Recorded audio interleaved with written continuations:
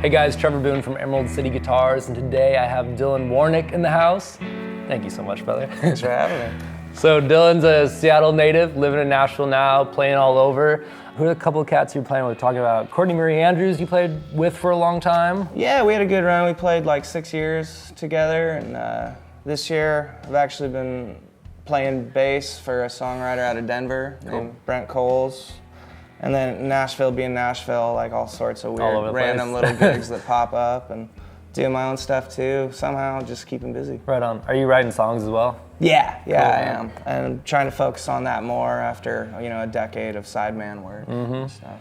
So you played a couple pickup gigs here, you said, then you're going to Denver here pretty soon? Yeah, flying into Denver on Saturday and then getting in the van, and then we're doing something over in Aspen. That's with Brent Coles. Right on. And so somewhere out there. Awesome, man. So how long you been playing? Too long. Yeah. I don't know.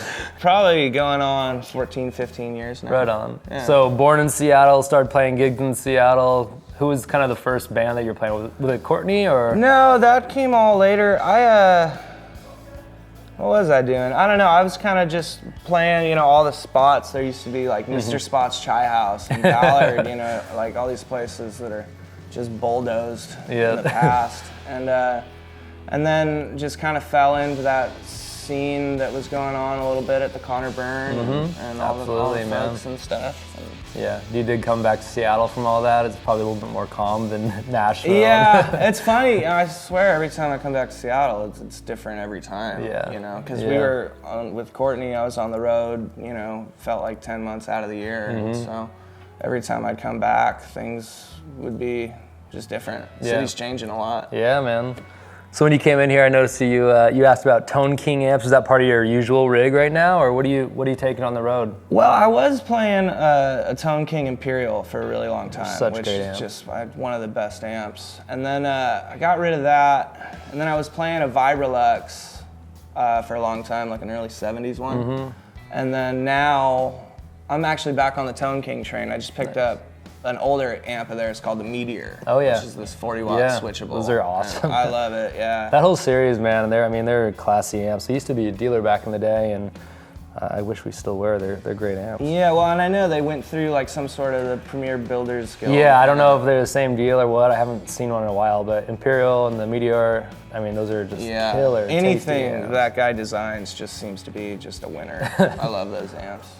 So we kind of walked around the shop. Dylan's a super tasteful player, so I wanted to pick out a couple cool pieces. We got a few new things in that we decided to bring in. So first, 65 Candy Apple Red Stratocaster. So it's original custom color. This one has a couple just small changes that don't take away from the integrity of the guitar, but lower the price. So it's a kind of a buyer's advantage. Instead of 30 grand, it's under 20 grand for a super, super slick 65 Candy Apple Red. So we're gonna get our Strat fix here. Instantly went to the 66 335 we just got in. That's been here for a couple days, and it's awesome, and you sounded super good on that. I'm excited to hear how that sounds. Yeah. Lastly, so I have a long history with pinup. They're made by Eric Daw, who's our tech for 16 plus years. Amazing friend of mine, and one of my favorite techs, builders on earth. He's been building these for a long time. He worked on 50s, Tellys, Esquires, Broadcasters, No-Casters, all that stuff, and he was really, really honed in on those instruments from that era and started building his own. And they're just amazing hand-built guitars. He's in Idaho now. This is one that he built in Seattle for a friend of mine, actually. And when he finished it, I remember seeing it come out of the shop, and I thought it was the coolest looking pinup. Just has the sparkle copper top, so has the black guard. It's a four-way switch, so it's got an out of phase, which gives you that kind of cool Steve Cropper type of tone. Lightweight. They're just awesome Telecasters. They are great. Funny story about Eric. He's the one who bought my Vibrolux. No way. I stopped in. I think Pocatello. So Eric had a Vibrolux when I was a kid. I played a Vibrolux for 11 years because of Eric.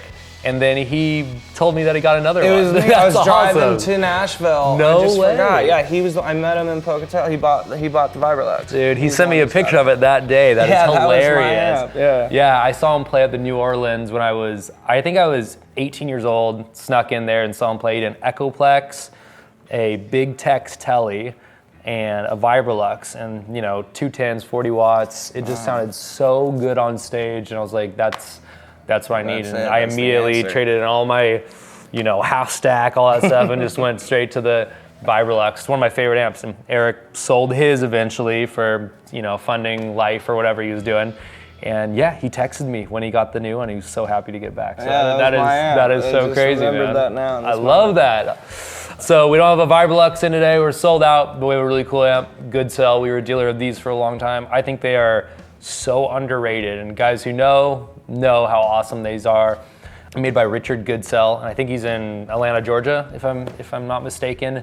They're EL84 amps. They're really like tasty Vox amps, essentially, with a 17 to 33 watt switch, amazing vibrato that's just fully integrated in the amp, so it just kind of throbs when you engage it. And killer reverb, gain, volume, pretty basic setup, but just awesome amps for any application. I love when one's in the shop, so it'll really represent these guitars, honestly. So anyways, man, thank you so much for making time. I know you're a busy guy, and we're stoked to have you here. Gotta thank Ken behind the camera for setting this one up. We were excited to get you in here, man. So thank you so much, brother. Enjoy. See you guys later.